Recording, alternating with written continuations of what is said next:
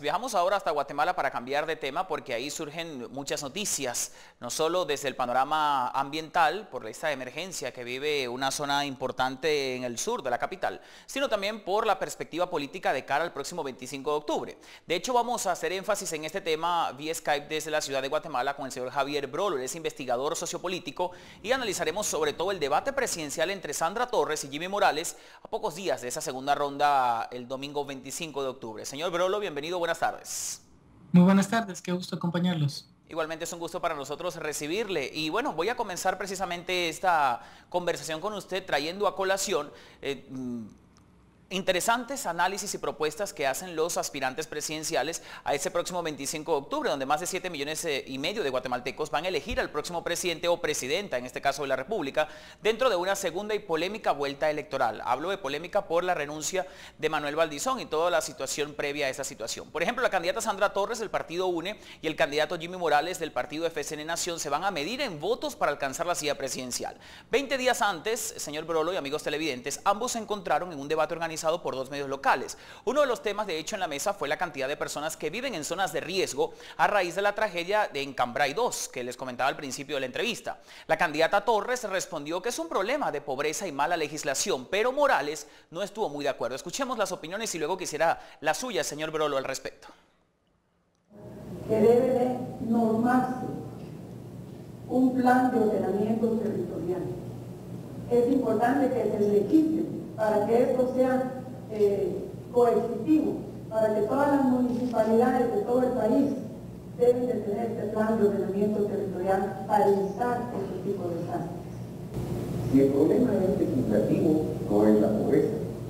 Y si un partido tiene 16 años de estar representando en el Congreso y que se pudieran empujar estas leyes, es igual de responsable. Por otro lado, el acceso al crédito es el problema.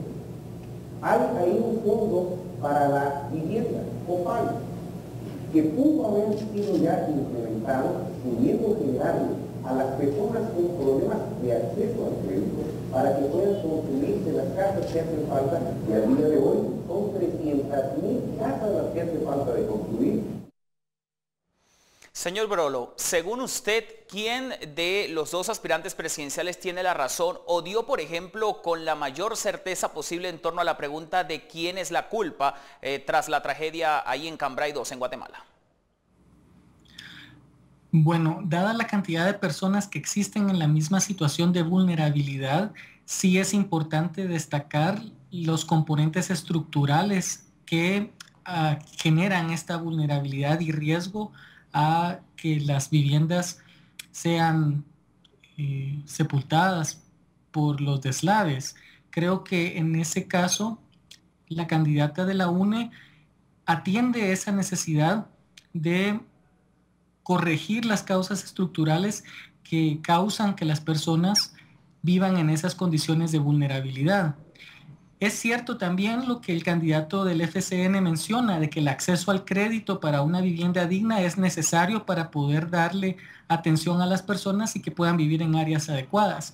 Pero ese estadio de asistencia social de crédito ya es posterior y asume una base económica y material mayor. Tampoco es tan claro cómo se vincula el problema de pobreza con el problema legislativo que utiliza para descalificar a la candidata de UNE, pero destaco que el problema de la vulnerabilidad de la vivienda de las personas es un problema estructural que tiene que ver con la búsqueda de oportunidades de personas que vienen del interior hacia la capital, que no tienen alternativas de dónde vivir, que quizás tengan acceso a recursos económicos para poder subsistir, pero no para poder tener las condiciones de vivienda digna necesarias, y esas oportunidades tienen que atenderse desde el Estado por ambas vías. No se hizo, por cierto, facilitar oportunidades como la facilitación de crédito, pero creo que la bancarización y la facilitación de crédito ya asume que las personas ya tienen una condición de vida mayor. Claro. no se hizo la atención que usted menciona por parte del Estado, ya que la Conred en reiteradas oportunidades había dicho que esa era una zona muy vulnerable a este tipo de situaciones y no se logró la atención a tiempo, según lo que dicen algunos medios en Guatemala. Hablando, digamos, como la ciudadanía guatemalteca, ¿usted qué opina con respecto a esta inquietud que es muy sensible en este momento como guatemalteco? ¿Quién dio la mejor respuesta?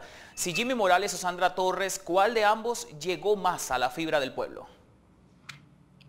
Bueno, yo creo que a las personas afectadas es más importante les reconozcan esa necesidad y esa situación de pobreza en la que viven y la necesidad de apoyarles y asistirles. Creo que esa es una respuesta más que identifica y es más sensible al sufrimiento que las personas están pasando en este momento y no tanto un problema de haber decidido mal cómo usar su dinero.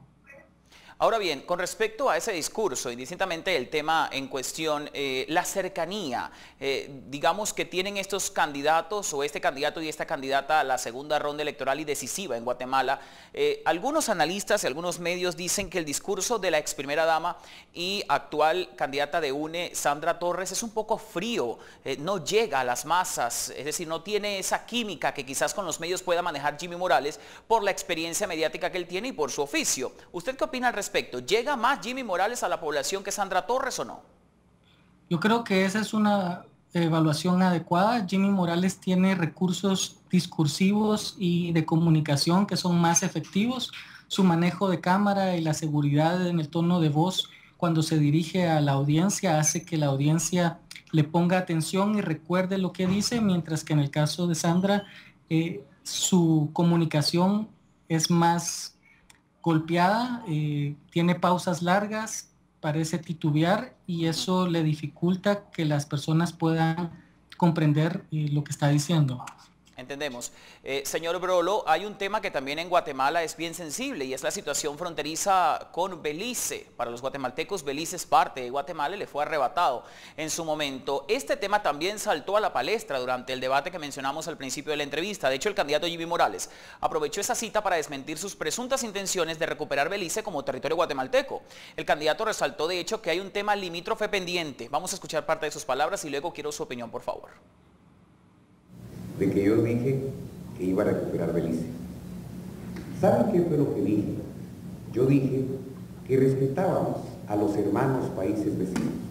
En 1991, Guatemala reconoció a Belice como Estado. De las tres condiciones que se deben reconocer, reconoció que era una población libre, que tenía un gobierno, pero que tenía un reclamo sobre el territorio nacional, continental, marítimo e insular. Y es por eso que no tenemos una línea limítrofe definida. Lo que tenemos es una zona de adyacencia que nos genera problemas. Y por eso, después del 2000, se llegó al consenso entre los dos estados que debíamos ir a una Corte Internacional de Justicia para que hicieran un arbitraje y por la paz llegáramos a la definición de cuáles son nuestros territorios definidos. Bien, estamos conversando vía Skype desde Guatemala con el señor Javier Brolo. Él es investigador sociopolítico para analizar precisamente este reciente debate de los dos aspirantes presidenciales a la segunda ronda del 25 de octubre. Señor Brolo, ya para ir despidiendo esta entrevista, ¿qué opina usted de esta aseveración que hizo el aspirante Jimmy Morales de desmentir que pretenda, si llega a la presidencia, reclamar a Belice como territorio guatemalteco, cuando hay un alto porcentaje de guatemaltecos que sí pide que ese territorio vuelva a ser de su país? Bueno, la discusión sobre el caso de Belice no es necesariamente uno de los que se han priorizado en la opinión pública. Estamos en un contexto donde lo que al ciudadano le importa es que el gobierno actúe de forma transparente y que no sea corrupto, además de que funcione y las instituciones den los resultados para las que fueron hechas. El candidato Jimmy Morales fue quien introdujo este tema de Belice un poco para propiciar reacciones nacionalistas en el electorado. Sin embargo, creo que sí cometió un error en sus declaraciones iniciales, donde él sí efectivamente afirmó de que tenía la intención de recuperar Belice. Dado que él no tiene un plan de gobierno escrito, sino solo el que se muestra en los debates, él muestra el libro, pero si uno busca cómo descargarlo no lo encuentra, él puede cambiar de posición con más facilidad sin tenerse que comprometer a una postura fija. En esta ocasión, en el debate, él da la respuesta correcta. Efectivamente, tenemos un diferendo territorial que se tiene que dirimir mediante la Corte Internacional, pero en sus declaraciones anteriores, y la prensa guatemalteca se lo ha reclamado, él fue el que introdujo el tema al debate público y lo introdujo bajo esas condiciones, con la intención de reclamarlo. Entonces esa es una de las inconsistencias que se le ha destacado en el debate, pero que en el debate efectivamente da una respuesta que es correcta.